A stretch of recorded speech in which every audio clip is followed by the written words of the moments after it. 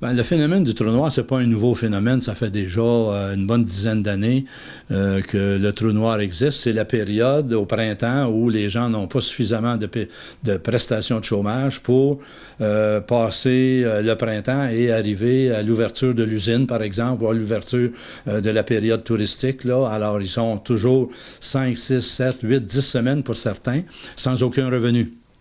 Donc, il y a quelques années, on avait réussi à obtenir un projet spécial de 5 semaines additionnelles pour les régions à haut taux de chômage, dont la Gaspésie, les îles.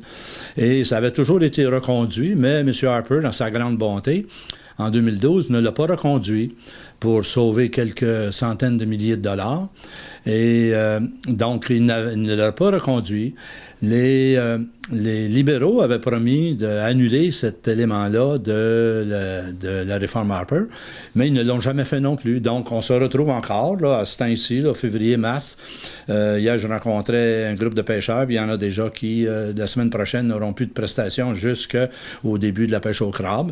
Donc, beaucoup de gens vont se retrouver là, sans aucune prestation.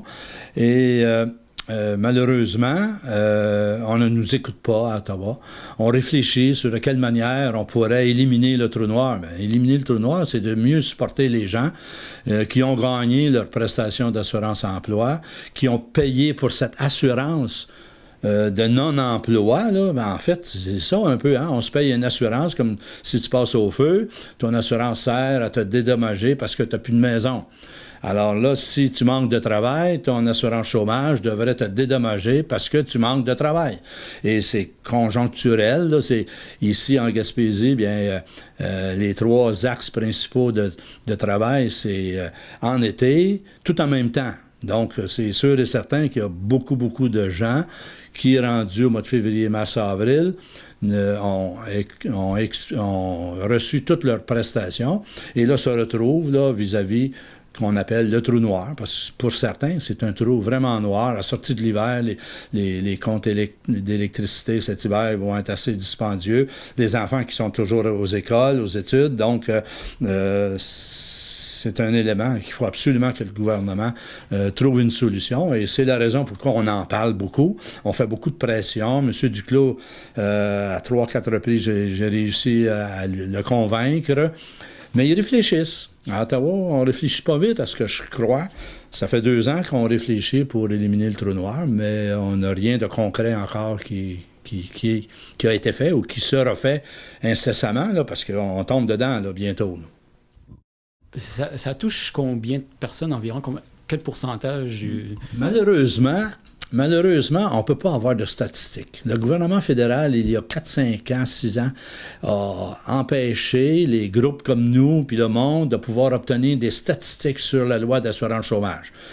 C'est bien sûr qu'on utilisait ces chiffres-là pour commenter les actions du gouvernement. Donc là, on ne sait pas combien de monde ça touche. Prenez, par un exemple, là, une usine avec 200 employés qui travaillent dans le Home qui termine vers le 15 juillet.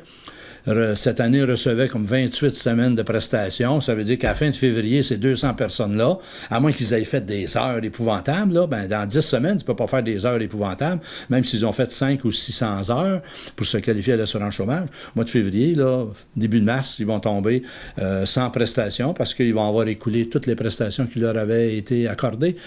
Au mois d'août, au mois de juillet, quand ils ont été demandés leur chômage. Donc, ça peut représenter plusieurs centaines de personnes en Gaspésie et plusieurs centaines de personnes qui s'endettent, qui s'appauvrissent, à qui arrivent toutes sortes de problèmes familiaux, des enfants qui doivent être retirés de l'école, peut-être, incapables de payer son électricité, incapables de payer son paiement de voiture. Alors, ça l'entraîne là, des coûts sociaux épouvantables.